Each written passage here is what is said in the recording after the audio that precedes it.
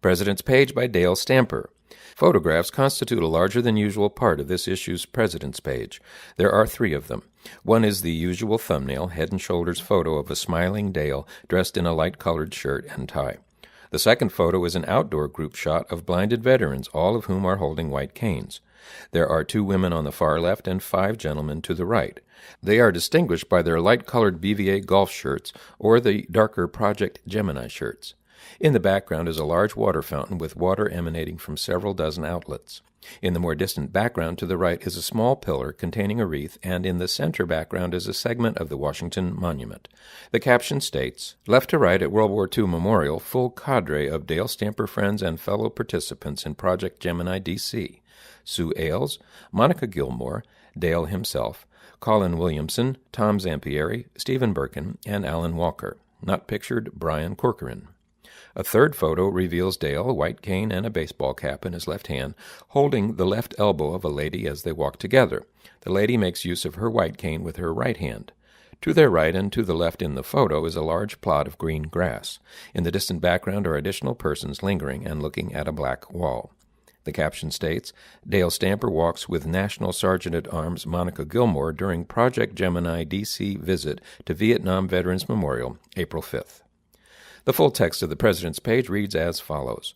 The BVA 72nd National Convention is now upon us. Every convention is significant for some reason.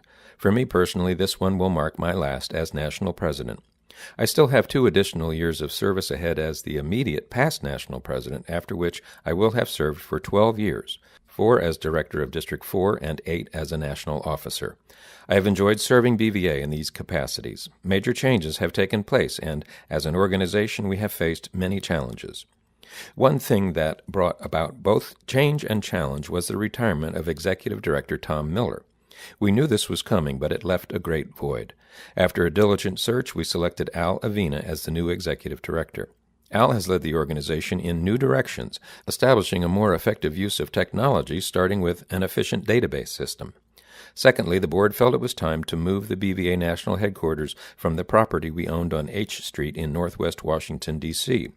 Our offices were housed in a historic building that dated back to the 19th century. A large portion of the annual budget was being spent on maintaining the building with such projects as purchasing new windows, keeping the heating and air conditioning systems working, painting, and plumbing. These mounting costs made it obvious that it was time to make a move. We are currently renting space from the Fleet Reserve Association in a 3-story building in Alexandria, Virginia, while searching for a building to purchase. This era of time has great potential for growth for veterans service organizations such as ours. As a Vietnam War veteran, I am still amazed when someone thanks me for my service. They not only thank me for my military service, but if they know me well, they also thank me for my continuing service to blinded veterans of all time periods and all degrees of visual impairment. This favorable attitude gives me the opportunity to ask for financial support from individuals and corporations that will hopefully fuel some of the growth that our organization so greatly needs. We continue to invite and help younger veterans to attend our national conventions. The goal is to help and support them while also providing them with a chance to become involved in the work and service of the Blinded Veterans Association.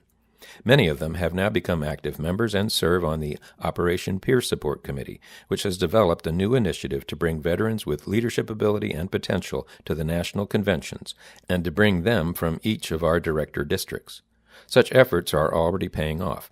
Monica Gilmore, a female blinded veteran and an avid Operation Peer Support participant in a number of recent events and activities, is now our National Sergeant-at-Arms. She is passionate about BVA and is a strong advocate. Like many of our other younger veterans, she is not only a future leader, but is serving the organization right now. As I continue to serve on the board for the next 2 years, I know we'll continue to face new opportunities for growth and development. Wherever the future takes us, I feel confident that we'll succeed in the crucial endeavor to locate and produce capable leaders.